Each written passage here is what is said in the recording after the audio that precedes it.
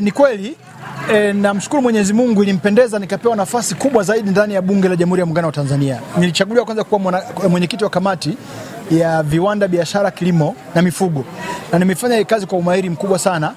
Ukikaa ukaongea na wabunge na hata mawaziri wanaona namna gani nilikuwa na mchango mkubwa kwenye jambo hilo. Lakini wakati nikachaguliwa kuwa mwenyekiti wa Bunge la Jamhuri ya Muungano wa Tanzania, mwenyekiti unachaguliwa na wabunge wenzio, halafu baadaye unaapishwa na spika.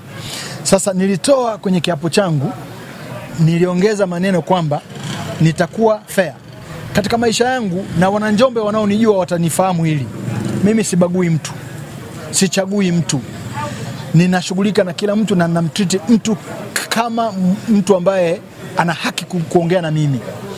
Kwa hiyo ninaposema fair kwa wabunge, kwanza ni kwamba sitakuwa na upendeleo, kwamba kama muda wa maswali ni mfupi, wa kuuliza maswali ni mfupi, na inatakiwa waulize wabunge watatu, na wabunge waliosimama katika hao watatu, wabunge wawili ni wa Njombe, nitaanza na yule ambaye sio wa Njombe, huyu ndo aulize. Hiyo ndio fairness.